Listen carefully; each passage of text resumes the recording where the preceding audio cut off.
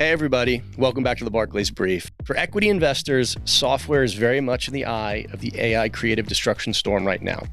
We're in the midst of a historic sell-off, and there is a lot of fear about the end state of where this all shakes out. And that makes it a perfect time for us to have Raimo Lenschow join us. Raimo is our head of North American software research and equities. Raimo, welcome to the pod. Hey, thanks for having me, and I'm really excited to talk to you here about this. Everyone cares a lot about what's happening in your space right now, so let's get into it. So the US software space is down about 30% from the September highs. Year to date, it's down around 20% versus a roughly flattish market, and the valuations have compressed significantly. If you look at bellwethers in the space, like Salesforce, they now trade at something like 10 times forward free cash flow estimates, which historically were reserved for ex-growth companies in the tech space. Can you please educate our listeners on what sparked this swift repricing and maybe bring some of these moves to life for us? Yeah.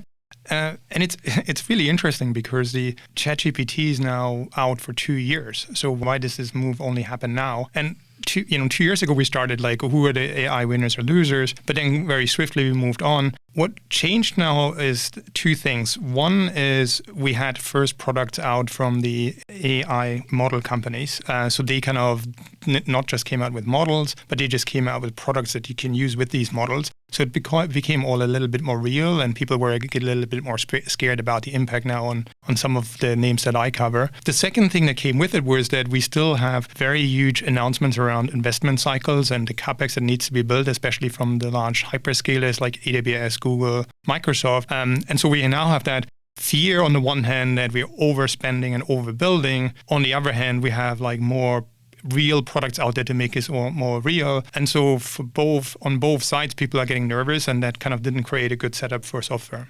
So look, one thing I've learned in my career is these things are never simple, right? There's always a lot of nuance. I love the title of your most recent research report, which is Software is Not Dead, Just Changing. In it, you argue that the space deserves a different level of focus and maybe some greater differentiation than we've seen recently. Expand on that for us. Yeah.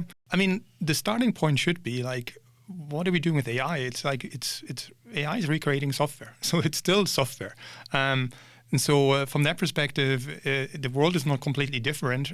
We just kind of have a next generation players kind of emerging here. But we also have like the existing guys that are aware of what's going on and will start to react.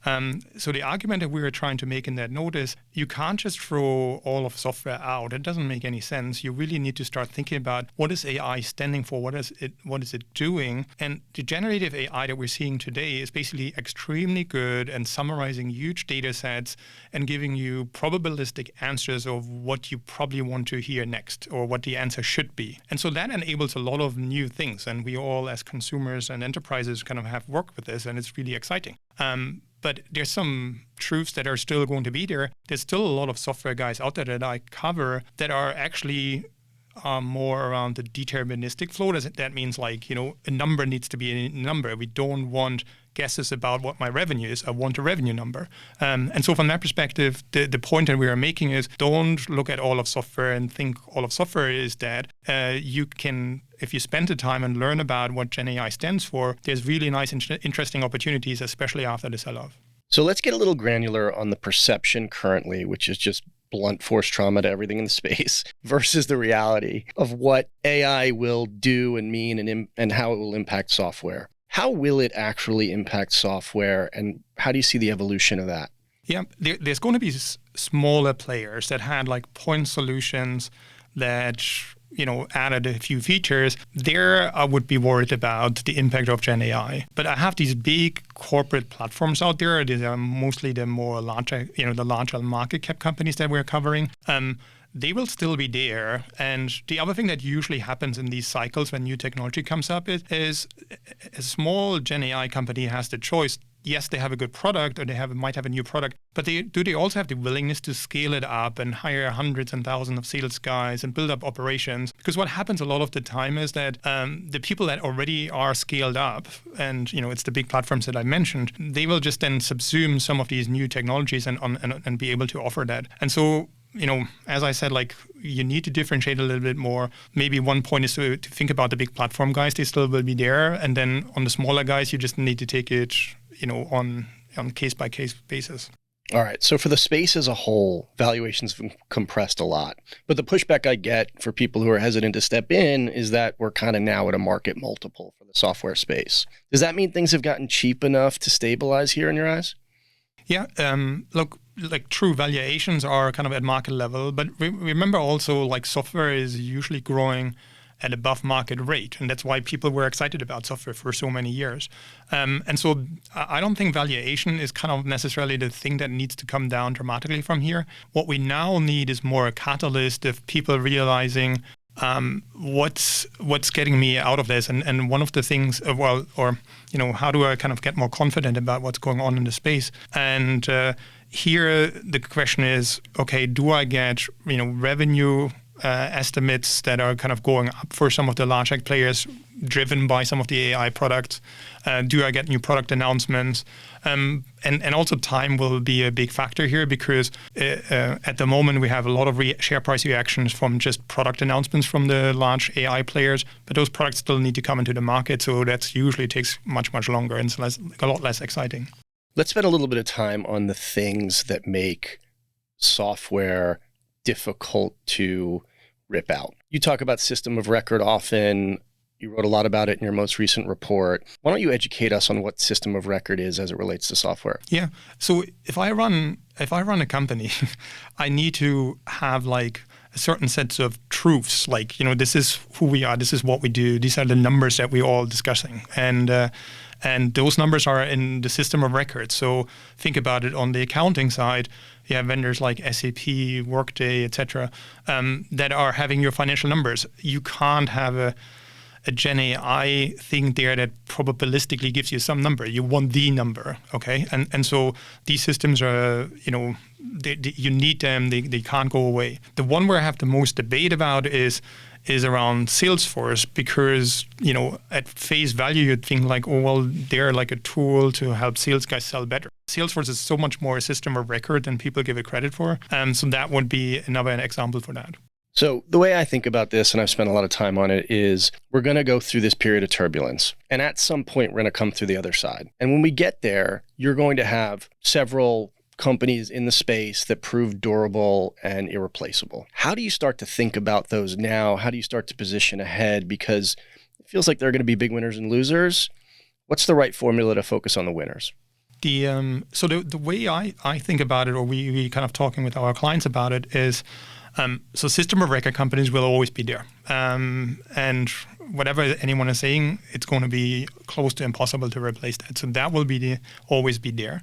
The other thing is then to look and think like, okay, where are things that GenAI actually needs input from our side? And so one of the big areas is data. So the old truth is still true with GenAI as well as like garbage in, garbage out. And so if you don't have clean data, then you can't deliver good AI. So all of my vendors that I cover that are in that data space and data preparation space are still going to be very, very valuable. So what you need to do is like, at some point as you go through this journey, there's going to be more people emerging and there's going to be more IPOs. But for the guys that are already public, think about like who is very, very sticky and who has something that GenAI actually needs to function well.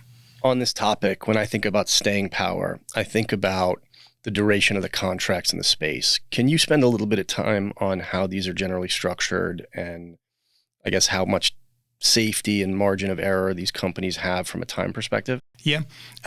So most of my companies by now are subscription companies. So the contract length is usually, it starts at 1 year, then you have 3-year and 5-year contracts. So that gives you already a decent level of visibility. The other thing is also, if you want to replace a big IT system, you usually run things in parallel because you need to see if the new system's actually doing what you kind of wanted it to do. So that adds a few more years. What's interesting is, if you think about the examples of the past, even the companies that we forged 15, 20 years ago that they would kind of go away, they're still out there and they're still there. We still have mainframes, And so from that perspective, these things run in very, very long cycles, and people, and AI will maybe shorten it a little bit, but it's still going to be a very, very long journey. Let's spend a little bit more time on that. I think what you're bringing up is very important for people and deserves focus. This feels like the first crisis we've gone through in the space. In actuality, it hasn't been. Yeah, so this is my 25th year in equity research on software. So we've been through a few of these cycles, so it's not like totally new here.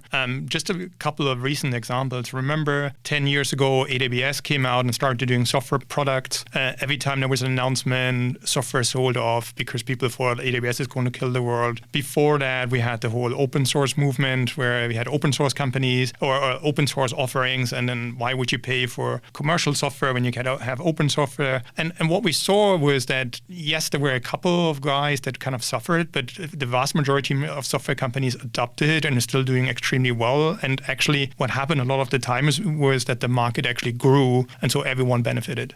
Feels like we're living in historic times. I think we should expect a lot of two-way volatility going forward. It was great to have you here. We're clearly going to have you back as this evolves. But thank you so much for your time. Hey, thanks for having us. It's really nice to talk at a moment. To sum up our conversation, software is in the eye of the storm right now, and there's a lot of uncertainty. This should give way to opportunity, but it's going to take time and patience, and we're going to need to wait to see how it all plays out. If you enjoyed this conversation with Raimo, please hit subscribe wherever you listen to your podcasts. And for Barclays clients with access to Barclays Live, you can read more of Raimo's research there.